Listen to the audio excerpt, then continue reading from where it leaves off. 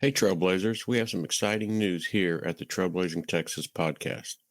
We have partnered up with Hilltop Packs, not just because they make amazing ultralight gear, but because they're a small family-run business doing huge things for our hiking and backpacking community. Every food bag, dry sack, fanny pack that you order can be completely customized. Print your trail name, your dog's face, your favorite mountain, or really whatever inspires you. When you shop at Hilltop Packs, you're not only buying gear that you're absolutely going to love, but you're supporting real families, real jobs, and small town craftsmanship. So head over to hilltoppacks.com and use code TTP10 to get 10% off of your order. Now on with the episode. Welcome to the Trailblazing Texas podcast, where we embark on a journey through our diverse Texas landscapes and breathtaking trails while always engaging with our amazing Texas hiking community. So settle in, tighten up those bootlaces, and get ready for the thrilling tales awaiting for you on this episode.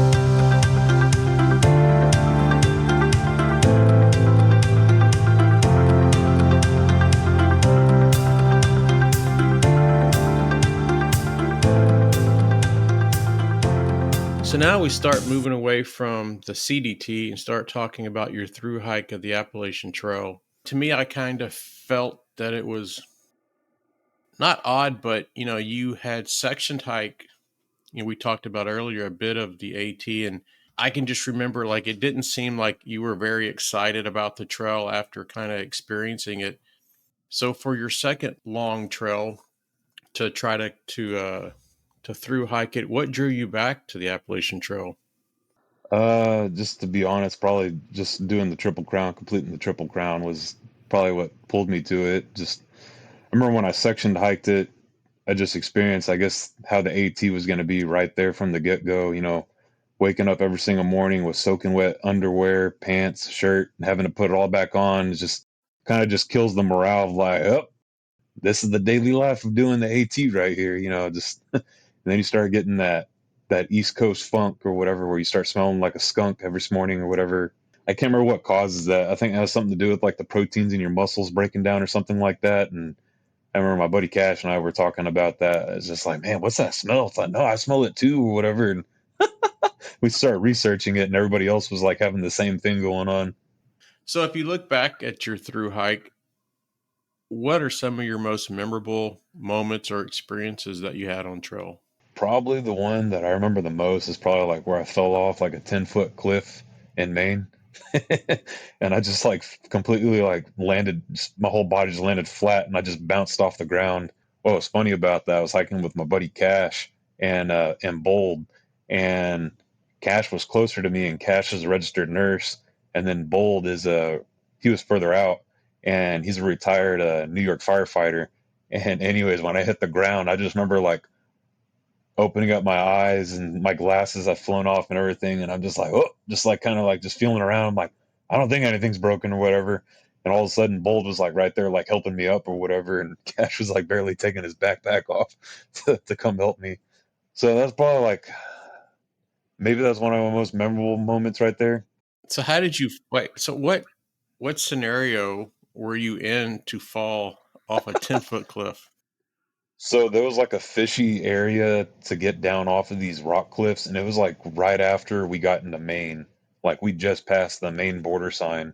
There was either like there was only like two ways to go down. It was like very through a very narrow rockway that Cash went, and he had mentioned there where he had like issues kind of going through it, whatever. So he mentioned, just be careful or go this way. I can't remember what he said verbally, but and then I saw where Bold went down. All Bolt did, it's like he kind of like held onto a rock, and then he kind of like slid his body sideways where the backpack wasn't touching the rock when he slid down.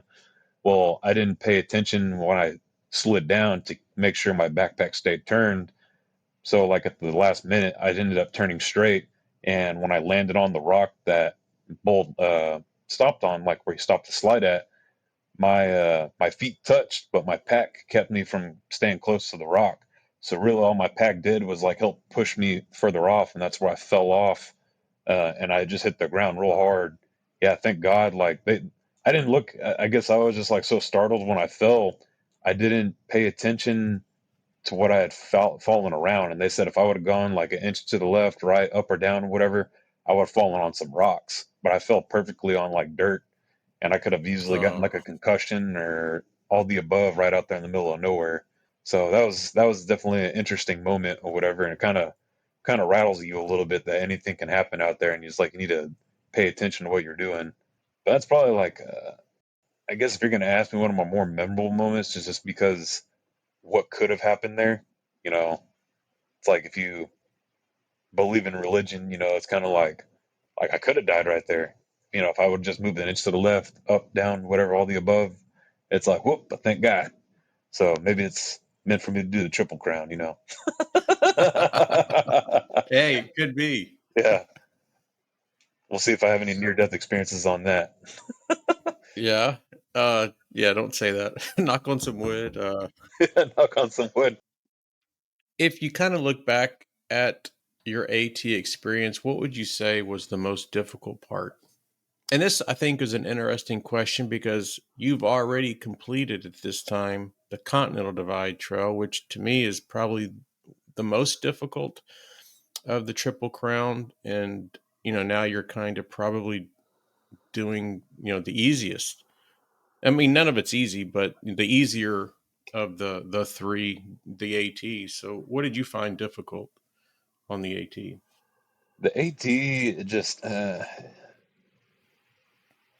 was just the environment, I guess. It's the constant up and down, having to walk through rocks. Just there's rocks everywhere, but like the AT is just like littered with rocks. Like that's why they call it Rocksylvania. Like when you get up there, I remember one of those days where your your shoe just like articulates, or your ankles just articulating so much that the shoe started giving me like blisters on the top end of my ankle, just because how much my ankle was like shifting back and forth in my shoe, and it just wore me mentally down to where I was just like, I'm gonna road walk the rest of this. This is stupid. Like that's where it just mentally wears you down. It's the same thing with like the weather constantly raining on you, waking up with condensation all the time, always having wet clothes. It was almost just like the same cycle. It's like you you leave town, head up into the mountains, you get wet, you're wet the entire time you're hiking, and then you go into town and you attempt to dry everything. Just some of those hostels, it's like the only way they let you dry stuff is just like hanging it out in the air to dry. But then everything's so damp, it's almost impossible to let things dry. You leave town again, you go back up, and you repeat the cycle. And it's just like, it just, it's a very good environment to just like mentally wear you down. It definitely makes you mentally tough. I think that's where my gray hairs came from. I never had any gray hairs on my beard or anything like that. And then it's like the AT, just like I came out and I was like, sweet baby Jesus, I got white hairs everywhere now. So, speaking of the physical and the mental aspect of the hike, how did you manage just your physical and mental stamina? Like, I couldn't imagine just having to deal with the same stuff over and over and over again. And then you start thinking about, all I got to do is just go off trail, get off trail, go back home. Yeah, just, well, that's what kind of kept me going, was just like the little things I guess you could do on the AT, like, oh, let's get off and like go to the movie theater or something like that. That drive-in movie theater that you're able to go to in man, what was the name of the town? I know it was in New York. But just like little things like that the AT had to offer. But like if it was just like a straight hike all the way through the mountains without any type of enjoyment of like being around other hikers, or little things of like stopping in the town and eating pizza and stuff like that. It was just more of just like, this is a pretty tough grind. I don't know if I'd want to do this over again. But I guess that was more my motivation, was just I'm already here, I'm okay, I'm not hurting that bad, I can keep going. I guess that's what kept me going, and just like listening to podcasts and listening to audiobooks and stuff like that, because uh, as much as I didn't like the AT, it taught me a lot about myself, to where I realize I'm a hiker for the views. I'm not the type of person to go for a walk in the woods and to be content with that. A lot of the AT, it's like like my buddy Low Branch mentioned, where you can't really say that there's, man, how did he word it? Pretty much like the biggest book that people read about the AT that convinces them to go hike, it's literally called a walk in the woods. You're not going to read that book and then go out there like, oh, there's no mountainous views and stuff like that. It's like, you kind of read that there was a walk in the woods taking place, and that's literally what it is. It's like you're walking in the woods. So it's like I got bored of that. And that's where I started listening to music and podcasts and stuff like that to help me like zone out and get out of just seeing the same thing over and over. And I guess like seeing different animals and stuff like that and different bugs and insects, like it was really weird. Like the centipedes and the millipedes, they would change like with elevation and stuff like that. And then they would change in like when you would go to different states, different areas of the United States. So it was just like little things that you had to look forward to. And like, I guess going into different towns and meeting different people, meeting new hikers. And I think that's what kind of kept me going is just meeting new people. And that's something I kind of wish that I would have had a better experience on the AT. For some reason in 2024, a lot of people agree that there wasn't near as many people on trail as in years past. They call the Appalachian Trail the social trail. To me personally, I didn't feel like I had a huge social interaction like I did on the CDT. Like I had far more friends made on the CDT than I did the AT. Maybe that's what lacked on it too. Like there was even articles written where a lot of people weren't staying inside the shelters near as often in 2024, and there was a lot of that too. I think that's kind of like what probably caused like a little bit more of a drain on me too. Is just there wasn't a chance to socialize, and I think that's what keeps people going. Is like, oh, I got to keep up with my tramily and stuff like that. That made things a little bit more difficult, but that is kind of what kept me going too. Is just kind of like just keeping up with my buddy Cash, and then just keeping up with my friends that I made along, like Slugger and Bold. Those are the main ones that I kind of like talked to at the very end. But the people there, they're very friendly. It's kind of like when the whole flooding took place on the East Coast and stuff like that. All the people that I met, it definitely made me want to like leave my job here that I just came back to and go out there and help. Somebody that fed me, clothed me, and stuff like that. They helped me on my journey. I want to go out there and help them. So the people were great, but just the overall experience, it just wore you down all the way through the trail. That's the best way to put it. Let's say you have your worst day on trail and you need a 0 day. So you go, you find you a hotel and you're taking that 0 day. How hard is it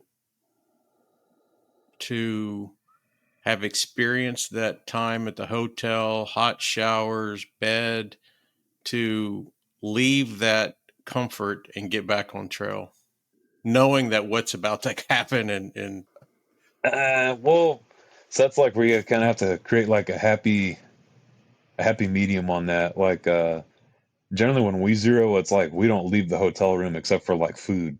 So it almost kind of gets to the mm-hmm. point where you're just bored, and it's like, all right, I'm bored. I'm ready to hike again. So when you zero, that's what we purposely do. I mean, some people that might go around, visit the town a little bit more, which I guess we kind of all do, but I think that's really what it is like you kind of scope out. They don't have good food in town, it's like just enough to eat. It's like that's more the motivation where you just sit there all day long. It's like, all right, there's nothing good in this town. All right, let's go on to the next one. So it wasn't really difficult to leave, I guess, necessarily on 0 days. It was just more of like the realization of just knowing, like, oh, we're through hiking. This is part of it. Suck it up, Buttercup. Let's keep on going. And when you have an injury like blisters, chafing, how long did it take you to be able to recover? And so then that okay, I can get back on the trail now. I mean, you never really fully heal from that. It just, you kind of need to get past the point of where like the blister's not going to pop open on you or something like that and then cause Yeah. more of an infection or something. Uh, I mean, for it to completely heal, it probably takes like probably 2-3 weeks, but to get over the Yeah. pain of like where like it hurts to physically walk on, it's not changing the walk in your or the hitch in your walk or what do you want to say? Like that's like a couple days, but that's where you have the balance of like, do I pop it? Do I not pop it? Uh, Chafing is kind of like you just have to learn how to keep yourself clean all the time and then make sure to put some type of petroleum jelly on or something or like I can't even There's think of no it. way I can't survive chafing. I experienced it on my through hike at the Lone Star hiking trail, and it was like I think day 4, and I was like, I'm done. I can't do this. Thank God for some. My friend had some chapstick. Oh, that's one of those things you just got to prepare for. It happens on every through Yeah. hike. I mean, the AT though is just different though. It's just like that's conversations that my friend Cash and I had early on in the beginning because it's like we knew that you had to have multiple pairs of underwear just because the salt and the grime and the nastiness gets collected up in there and then it starts just rubbing on your skin and it causes all kinds of issues. But we were still having issues with that. We were even having discussions like, well, what cream works best for you or whatever. And like one guy, I think he had a like diaper rash cream or something like that. And he said it worked, but I can't remember. I read something like where it wasn't like a good thing to put on every single day, and I ended up getting like a petroleum jelly that came in like a lipstick type of situation, or more like a deodorant, I guess. That's what worked best for me. And then Cash ended up finding I think it was that Gold Bond stuff or something like that worked best for him. But that was the best way that we found was just like making sure you're alternating your underwear, keeping it clean down there, and just putting that deodorant type stuff down there. But like you really honestly can't 100% prevent it. It just happens. Yeah, and it Uh, sucks. no, it sucks. Yeah, like I don't know how people put up with it. Like my buddy Low Branch said when he was hiking the CDT in the beginning, when you're going from Crazy Cook to Lordsburg, he said he was like chafing so bad that he was bleeding, and I'm like, oh, Jeez. I'd be walking like a monkey before that happened. I'd be walking all wide, like to where nothing's touching. I was like, I ain't gonna walk until I'm bleeding. And what's bad about it is in your mind every step you're going to feel this excruciating pain. Yep. And yeah, that it was definitely a mental battle to try to get through that stuff. No, it's that's part of through hiking is just for some reason we're retarded and we put up with it. It's just like, whoop, I'm retarded. Here we go again. Get more blisters and Yep. chafing. Oh man, give me 10 blisters before I would want some chafing. Agree. So if you look back, what are some of your favorite shelters or campsites on the AT? Hmm. I really don't have any that particularly stick out. I guess the priest one where everybody like writes their confessions or whatever in the logbook or whatever there. That was kind of interesting reading some of the stuff that was in there, but we didn't stay there. And that was kind of weird too, is like so many of the people I was hiking around, they didn't even know the significance of the priest shelter. And I was just like, I'm not even a diehard fan of the AT. And it's like, and I know this. How do you not know this? I can't.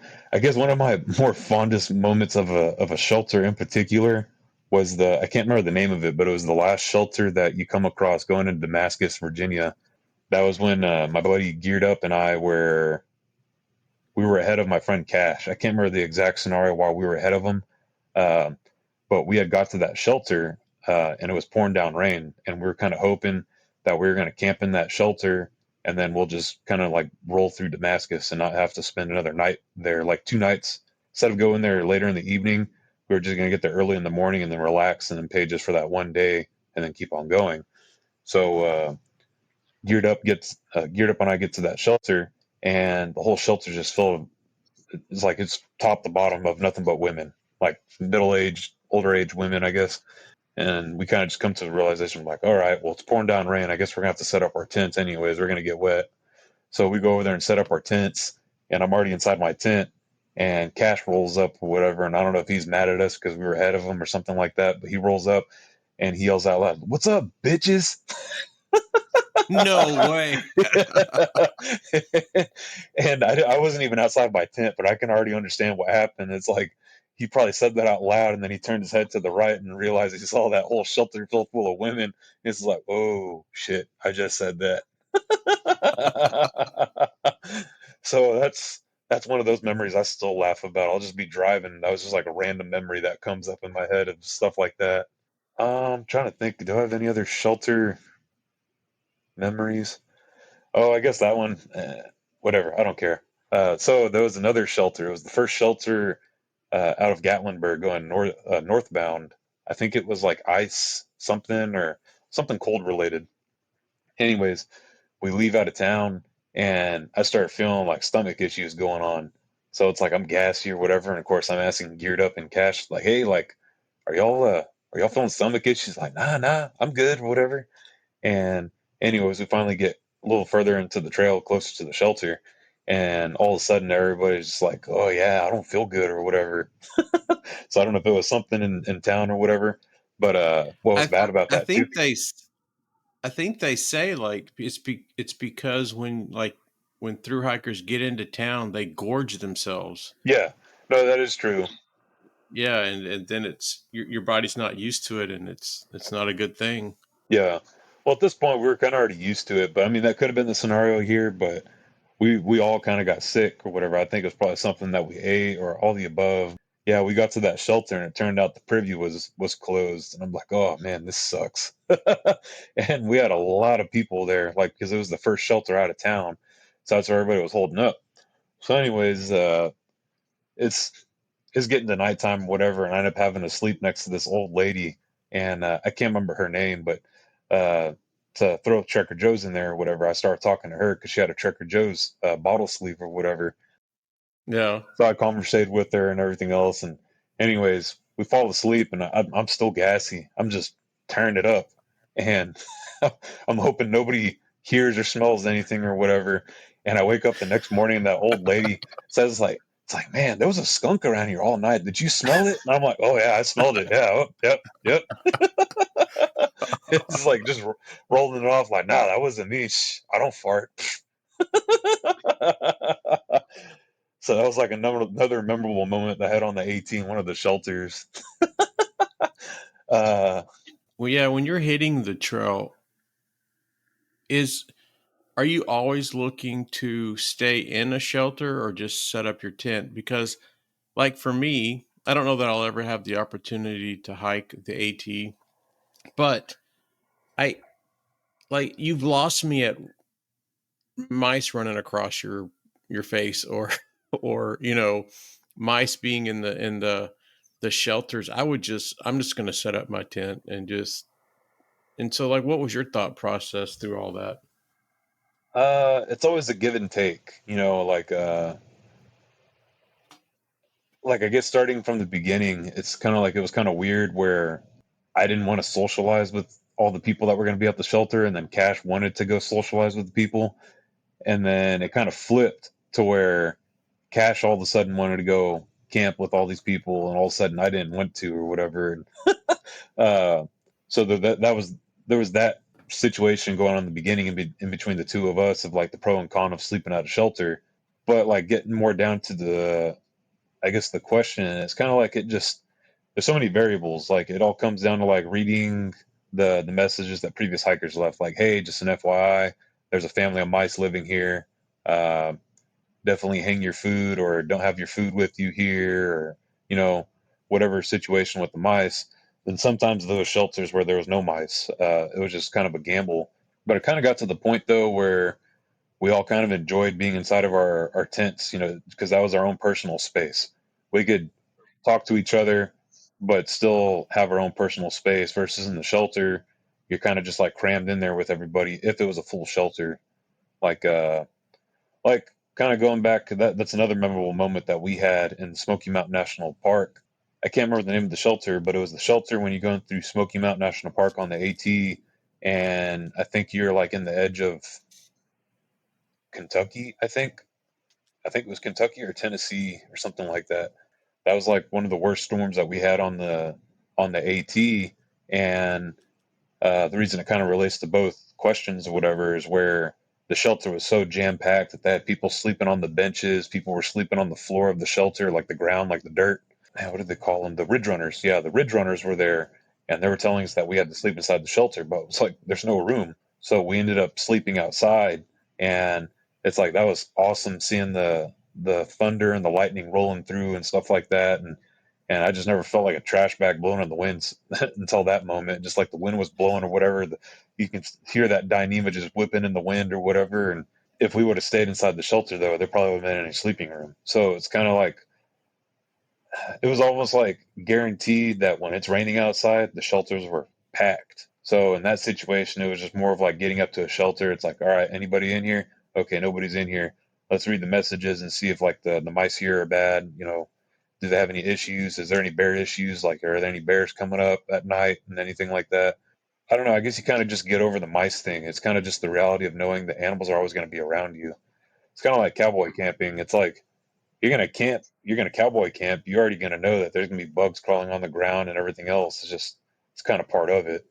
And the only thing you can do is just hope that the mice don't go through the little tricks that people do to prevent stuff from getting inside their packs. Like the most common one that you see is where there's like a string hanging from the ceiling and someone will put like a tuna can or a soda can in between it, and then they'll put a stick at the bottom to prevent the mice or whatever just like sliding down or rappelling down to the backpack.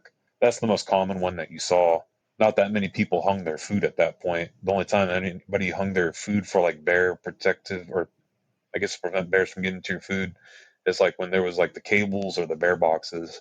That's pretty much it. Like when it comes to like trying to pick out a shelter, it's damned if you do, damned if you don't. But that was like the bigger time, like when we tried to get into a shelter, is like when it was going to rain because you didn't want any of your stuff to get even more wet than what it already is. Right. Yeah, we we were out at in the Guads on Bush, and for I don't know why we decided a cowboy camp, but it was pretty warm during the day, so I think that's probably why. And I remember laying there, and it was probably about 8 o'clock at night, maybe maybe a little bit earlier because the sun was still had went down, but you could still see. And I was just laying on my side, and I'm just looking at the grass and the cactus like right by the tent pad, and I'm looking, and about 10 inches in front of my face, there's a side of a face and this eyeball looking at me. And I'm like, and I didn't notice it at first. And then I start focusing on it. I'm like, oh shit, that's a mouse or a rat or something. And, I moved real quick, and it went back down to its hole. And I was like, oh man, this is going to be a long night. So, speaking of weather, how did the weather impact you kind of on a day to day basis? Are you checking radar? Or are you just waiting to hear other hikers like, oh, there's a storm coming? And I guess it's pretty important because it definitely could get pretty dangerous. I mean, really, we didn't check the weather all that often. It just kind of became like a normal thing to where knowing that there was a possibility of it raining, and you kind of just rolled with it. Especially like when you're in the higher elevation, like when we were in Georgia and the Smoky Mountain National Forest or National Park, it was like guaranteed it was going to rain every single day because I think they're even considered I think they call it a tempered rainforest or something like that. So it's known to rain all the time. So at that point in time, there was really no point in checking the weather. Going further north, though, we might have checked the weather here and there, Yeah. but we had already dropped in elevation at that point, so it didn't rain as often, but it wasn't truly unexpected. Oh, kind of to relate back, I don't know why when he talked about that mouse story, that's something else I can kind of share. I couldn't tell you the tent site or anything like that or the shelter, but you talking about mice. So like what happened with the mice at this tent site, Cash and I set up our tents, whatever, same scenario that the shelter was just packed, whatever, or might have just been an area where just a lot of people were tent camping. Anyways, on the CDT, this is the very beginning of the AT, so I haven't learned my lessons about keeping everything inside the tent and stuff like that. So on the CDT, I got into the habit of sleeping with my backpack outside of my tent, just to make more room inside the tent. So, uh, and then to add to the story or whatever, just I like to sleep in the nude, let everything breathe out, Yep. dry out. And Yep. anyways, I'm laying there, and all of a sudden, so I'm laying there in my tent, already asleep, and I could hear something, hitting my pack or whatever, like, and I'm like, oh Uh, crap, that's a mouse or whatever. So over there, so I open up the tent or whatever, and I shake the bag or whatever, and in my head, it felt like 2 to 5 minutes somewhere in there went by, and I'm like, okay, I don't hear any more noises. I think the mouse might have ran off or whatever. So I grab the bag and pull it inside of my tent, and I think probably like another 5 more minutes pass by, and all of a sudden I can hear something shooting around the inside of the tent, and I'm like, oh crap! I just brought that mouse into my tent. And so, anyways, I wake Oh, up and I'm shining the light. I'm trying to get the mouse out of my tent or whatever. And I'm even lowering like the vestibule floors and stuff like that, or the what do they call it, the bathtub floor or whatever, trying to get the mouse to go out. I'm trying to be friendly to him, and he won't go out. And I'm like, all right, well, I'm already waking everybody else up around here. So I was like, I'm gonna have to put this to an end. So I get my shoe and I'm just starting pop, pop, pop, just hitting everywhere. And I end up waking up my buddy Cash. And what was funny about it is that he's Canadian, so he doesn't know anything about firearms and stuff like that.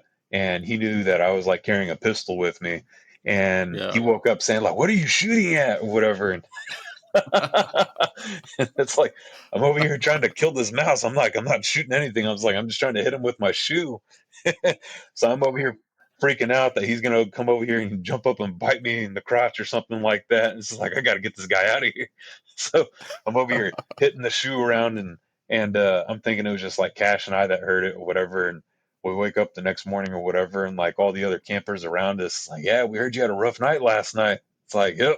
It's like, Oh, and I'm over here holding the mouse in my hand. It's like, yeah, check out the size of this baby. Like, check out my kill or whatever. And oh, you got it? yo, I got it. Yeah, I smacked it pretty hard with the shoe. But sorry, when you mentioned the whole mouse peeking at you or whatever, I had to think of that story. We have I call him Sammy the skunk, but he's a skunk at Pine Springs. And you can, if you wake up about 2 in the morning, you can hear all the campsites in Pine Springs. He makes a like a tour, and he Yeah, goes, and yeah, and he gets into everybody's backpacks and he takes food. And you can hear, usually, like for me, I'm so tired when I finally get back to camp in the Guads that I just throw my backpack in the vestibule. It probably has food sometimes, and I just don't care. I'm just wiped out. So he every time, I would say 95% of the time at Pine Springs, I have an encounter with him. Not in a negative way where he's trying to dig into my stuff, but there was one time it was me and my second youngest son Connor, and it's probably like 10 o'clock at night, and I could hear him. He's in a probably about 10 feet away in a tent, and I can hear him hooting and hollering. And so I text him. I'm like, hey, quiet down, and have respect for the other campers around us. And he's like, there's a skunk in my tent. And so I'm like, what? And so I unzip my tent and look under the vestibule. Sure enough, Sammy has went into his vestibule, unzipped his hip belt pocket, pulled out a Nutty Buddy, and was carrying it away. That's funny. Okay. Yep. Okay. That's funny. He brought back the wrapper. I kid you not. Connor has this on video. So that's one, and that's a great life lesson for Connor. Don't leave crap in your backpack, like I told him not to do. yeah. Then when I met Sam, I convinced him to stay extra and do probably some more technical and more difficult hikes in the Guads. And so we get back from we went out and found the plane, the B-24.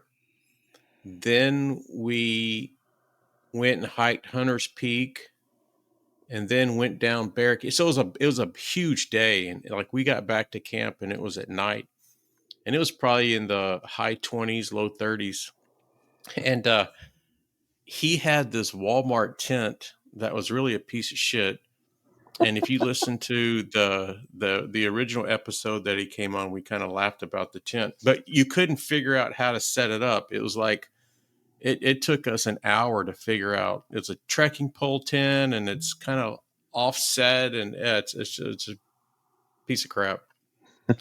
Well, he so he knew, like I told him, I was like, "You me help you set up your tent?" And he goes, "No, man, I got to pull it out of the car. Um, I'll go get it. You just, don't worry about it." And I said, "All right, well, I'm heading to bed. It's 8, 9 o'clock at night." And so the next day we were we were going to do El Cap, and so it was like 3 in the morning. So I woke up.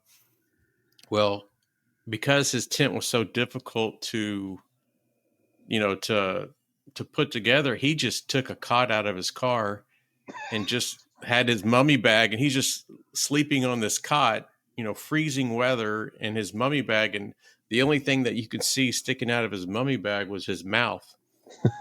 And so I got out of tent and I'm like, "Oh, Sam, like, man, you should have told me I'd have helped you do your tent." He goes, "Yeah, don't worry about it." He goes, "But that damn skunk got up on my cot and was smelling my lips like it had crawled up on his."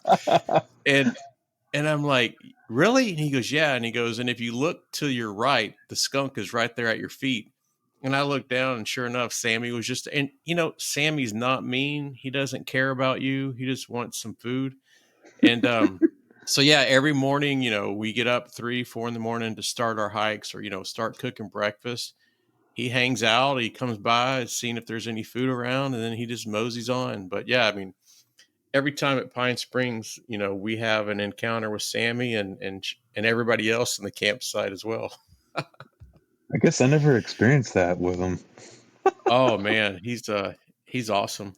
And That's and make, he's running through your campsite with that tail cocked up in the air, like he's a badass, but he's pretty cool. that's making me think of another story I could talk about on the AT, where it was actually the first time we camped in Smoky Mountain National Park, and we walked up in there, and that was our first black bear we had seen. So it was geared up, Cash, and myself. That whole tent camping ground, whatever, was just like packed full of tents everywhere. And to make the story a little bit shorter, or whatever, we ended up setting up our tents on the tent pad. So I was sharing a tent pad with Cash, and I don't know if we even had a foot between us because as big as our tents were, he had the Nemo Hornet, and I had my duplex, Yeah. Durston duplex, or not duplex. What do they call that? The X mid, the Durston X mid. We're falling asleep or whatever, and all of a sudden I hear something like hitting the ground real hard or whatever. So it might be midnight at this point in time. I couldn't tell you, but I wake up and it's like I hear Cash kind of like in a panic mode or whatever. He had a nightmare where there was like a bear dragging him down a mountain or something like that. But he had kicked the side of his tent so hard that he bent the pole and he took the two tent stakes out of the ground. What? Yeah. So it's like he's over here from Canada, bear country, living up in bear country or whatever. And I guess seeing that one bear that night kind of put him in bear mode or something like that. And yeah, it's like I had the crap scared out of me waking up. It's like, oh, what's wrong? What's wrong? Whatever. I'm over here getting ready to get my pistol out, whatever. And he's like, oh, there's a bear pulling me down the hill or something like that. Yeah. Good Ay, ay, times. ay. Yep, absolutely.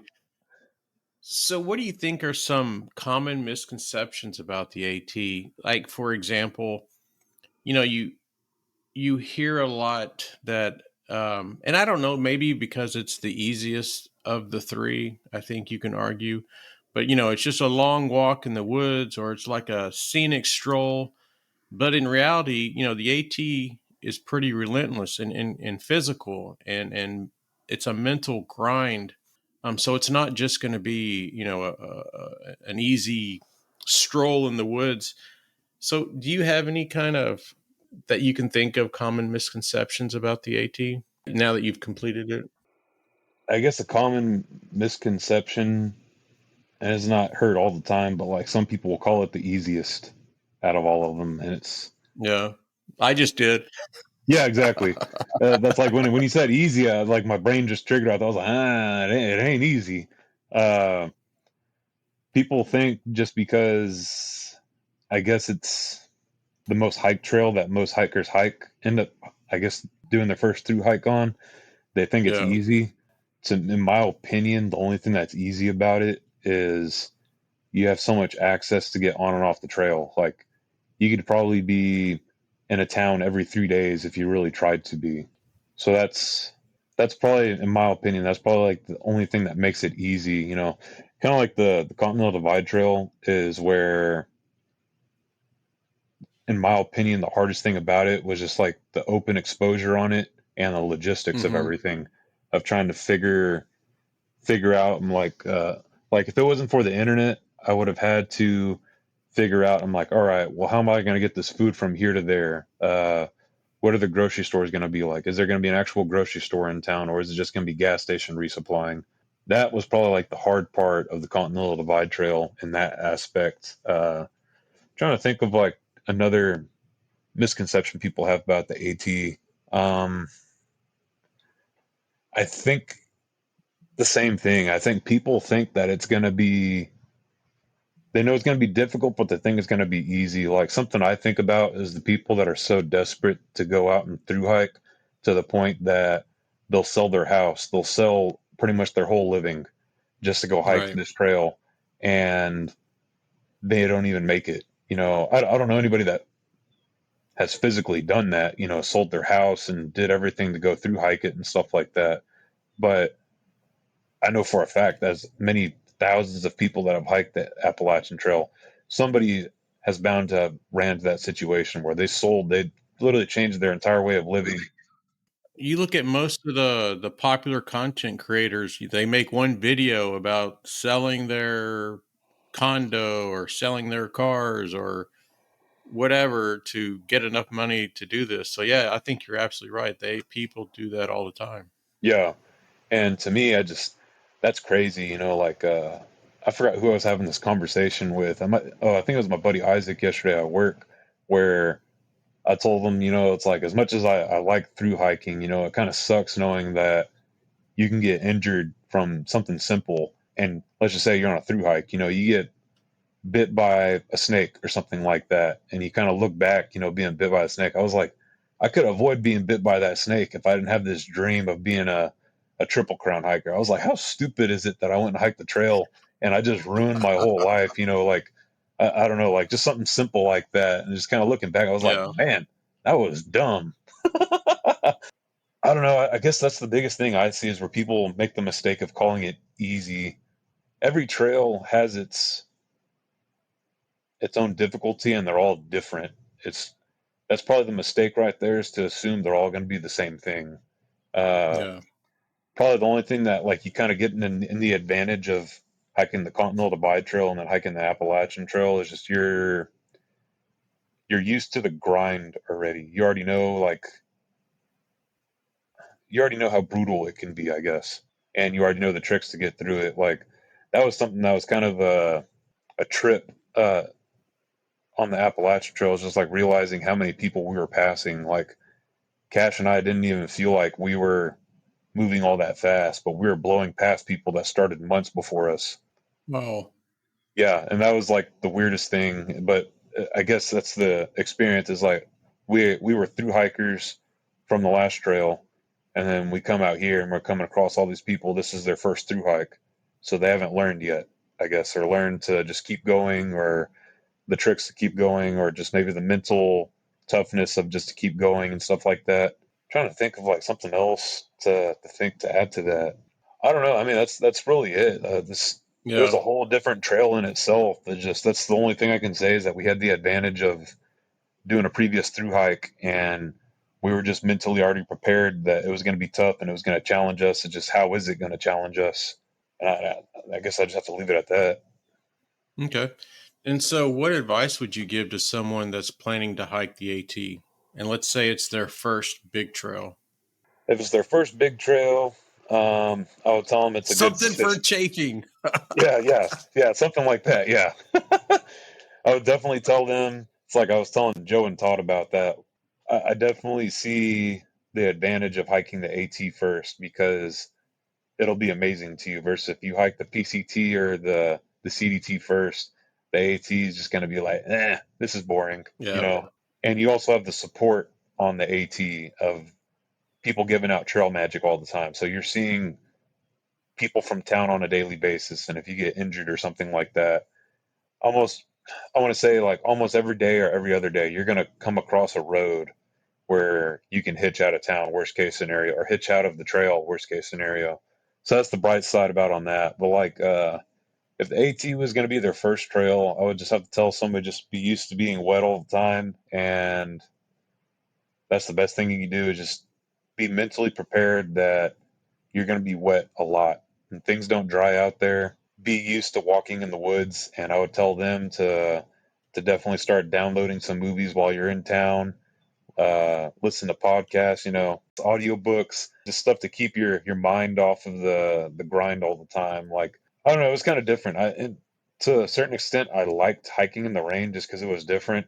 Just because I guess here in Texas it doesn't rain all that often, and I always see like whenever it does rain here, it's always like a mini miracle, taking place.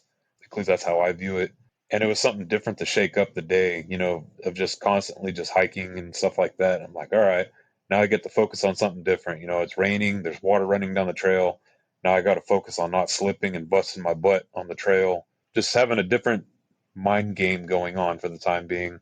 And I guess some advice, just my personal advice that I learned. So when I started the trail, I started off with an Osprey. What are they called, that pack? Anyways, it's like your typical pack where it's made out of I forgot what that name of that material is. Just like your typical backpack material. It's not Dyneema or anything like that. In my opinion, like that's what I learned on the Continental Divide Trail. It's like I started off with the Dyneema backpack, and I started seeing people with the Osprey packs, and I just saw like how the pack just hugged them real well, and it carried very well. And at that point, everybody's pack was heavy anyway, so like it didn't matter if you had, I don't know, like an extra half pound or whatever, just as long as it Yeah. made you comfortable hiking long distance. So I started the trail with that. I started noticing just because how much moisture was in the air that it would just add a little bit more weight to my pack whenever it rained, and I felt the difference just because of the moisture it would hang on to. That's where I switched to a Dyneema backpack, my Hyperlight backpack that I had. To me, it made a difference. So that would be my advice: is just to carry Dyneema with you. All right, so we are closing now the Appalachian Trail, and we're going to move over to the Guadalupe Ridge Trail, which is a trail that is near and dear to my heart. It's you and I both have experience on this trail. I think the version that you and Joe did was what, 60, 70 miles? Yeah, and then the version that Todd and I tried to do last February was 114 miles. And we only made it about 65, 70 miles. So what was a shocker to me, it says Guadalupe Ridge Trail, but it's more like Guadalupe Ridge Route because, and I guess to the listeners, so what it is you start in Carlsbad, go down in New Mexico, go down through Lincoln National Forest into Guadalupe Mountain National Park, and you terminate. I guess you terminate at uh, the Guadalupe Peak, which is the highest peak in Texas. So you're going through New Mexico and down into Texas. And it shocked me that there was so much of the beginning of the trail. There was no trail. It was, yeah, I mean, you had it theoretically on your phone on a map, but like just physically walking, it's not a trail. It's just a bunch of cactus and rock and some of the worst terrain that I've ever traveled. To describe the trail, it's untamed. Uh, you can really get yourself into some danger because there's no water out there. You better know where all the cattle tanks are, and those cattle tanks that those ranchers use to give water to the cattle. They're not 100% guaranteed that there's going to be water in them. Definitely think the Lincolns were pretty spectacular, and it was my first experience with a fire tower. So climbed up on that, and that was pretty cool. But there's a section of the version of the Guadalupe Ridge Trail that we did, and I've been on this trail tons of times, but never at the time when we were heading back. We were on the Permian Reef Trail coming from the entry point from New Mexico into Texas. You have that turnstile, and we were probably just a few minutes past the Wilderness Ridge campsite on the Permian Reef, and man, the sun was just now coming up, and it was hitting off. It almost looked like wheat, like a field of wheat, but it's whatever grasses that are up there. I don't know. And the sun was hitting off that as we were, hiking into the sun, and it was absolute. I have a video of it. And it's absolutely spectacular. And what's weird is like I've been on that trail so many times, but never experienced that, and it was absolutely spectacular. What tips do you have for those looking to hike the Guadalupe Ridge Trail? I have two tips. Is join the Guadalupe Mountain Backcountry Facebook page and become friends with Todd, the admin, because he is an expert of that trail. He's actually, I don't know, hopefully it'll be completed one day, but he's actually, wanting to write a book about the trail, which I think is pretty spectacular. So, what tips do you have for someone that wants to attempt it? Get used to water carries. You're going to be carrying a lot of water. Maybe even take my advice, like if you're going to avoid the heat, is to hike early in the morning and late in the evening. Definitely take your breaks and make sure you're hydrated. Take electrolytes because you're going to be sweating a lot. That's pretty much it. Oh, just I guess make sure you have a good map that you can follow. And if you believe in the whole saying of two is one and one is none, have two forms of GPS to follow or two forms of mapping. That's about it. So, how do you feel about the trail's overall accessibility? And this was kind of an interesting question, and I was thinking about it, and I don't know that I know how to answer this in the right way, but the meaning of accessibility. So, I don't know that the Guadalupe Ridge Trail is that known, first of all, and I think that's a good thing because you're not going to be usually an inexperienced hiker stumbling across this trail. And I think you're probably going to have some backpacking trips and hiking trips under your belt. And you're just going to be doing searches or talking to other experienced people, and then maybe that's how the Guadalupe Ridge Trail gets brought up, and then you kind of start doing the research. So I think the trail's overall accessibility, or lack of, is almost like a safety mechanism that's kind of built into the trail, because like what we talked about, it's you can catch yourself into some danger out there, not being prepared, not being experienced. Yeah, I'd just like to get your opinion on that. No, yeah, I mean there's a pro and con to it. It's a pro because you're almost guaranteed to be the only person out there, but that can also be a con. Like if you maybe want to have like a social camping experience like you would catch on the Appalachian Trail, you're not going to get that on the Guadalupe Ridge Trail. I guess it's kind of a con too because you're having to hike through two national parks and you're kind of having to fight with them. Like I think Todd was bringing up where one of the roads is washed out in Carlsbad, so they're not letting you hike through there or something like that. So I guess that's the downside on the accessibility part. And I almost wonder if they're doing that. I wonder if the park's not letting you hike through there because they can't get to you on a vehicle or whatever excuse they come up with. That's all I can really think about on that. Yeah. And it was kind of cool for us. We didn't see anybody, and we rounded a corner, and there were some hunters out there. It was a father, the mother, and the son. And that was my first real trail magic. They had the little, those side by sides, and they were out hunting. I don't remember that. It's that invasive species of, Oh, Audad.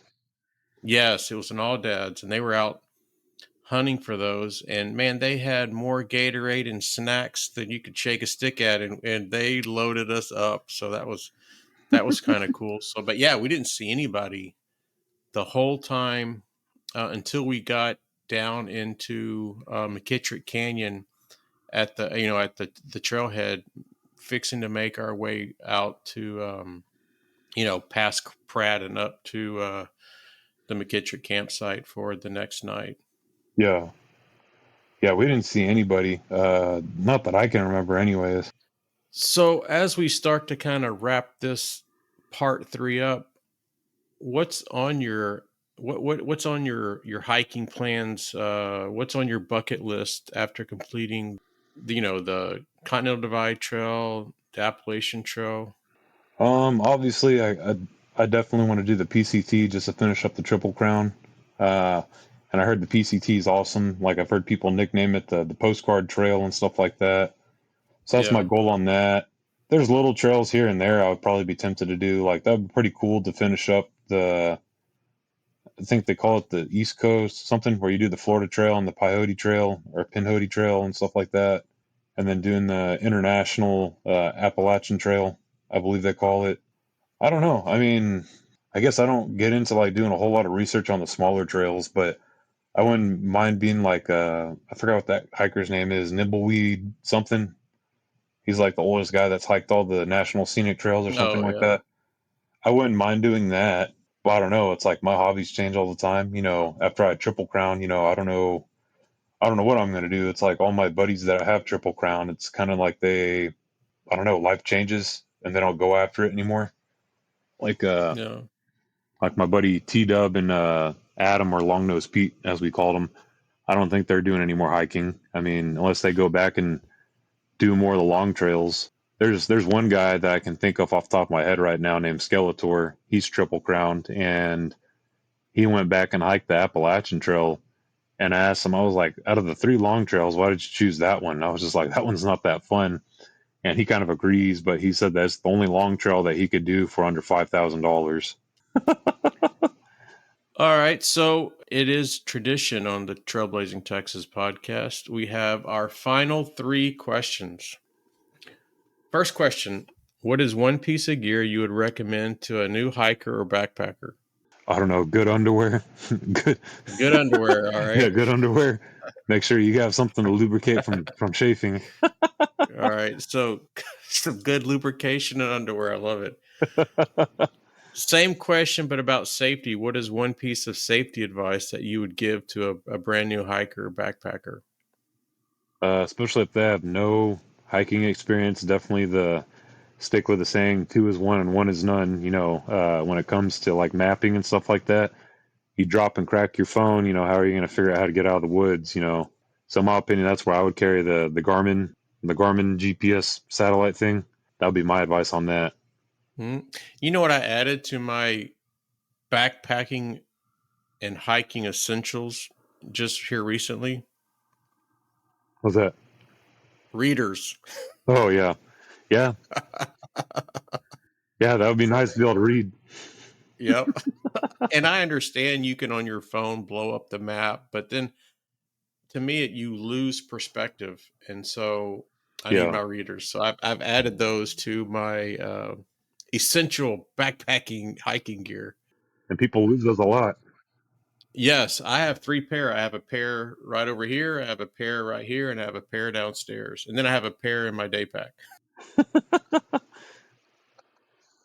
All right, last question.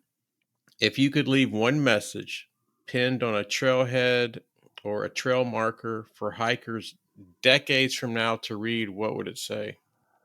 Uh, I don't know. Probably something like "Never give up, never give in." I love it. Or keep walking forward. Yeah, suck it up, Buttercup. That's right. There you go. I like that one. Well, Kyle, it has been a pleasure. Thank you so much for God. We're over 3 hours in the entirety of the episodes. I know you're a very busy person, and I can't thank you enough for coming on the podcast and sharing your experiences. Um, Definitely, we need to get out on the trail, share the trail together. Maybe in February when we try to do the Guadalupe Ridge Trail again. Yeah, I'm down. We'll see if I can get time. Yeah, absolutely. Thanks again, and you have a wonderful rest of your day. You too. Have a good one, Jason. Bye bye. And that wraps up another exciting episode of the Trailblazing Texas podcast. We hope you enjoyed the episode today, and stay tuned for our next episode where we will pick back up where we left off and guarantee to uncover many more hiking gems and share many more tips to enhance your experience on the trail. Until then, happy trails and happy hiking.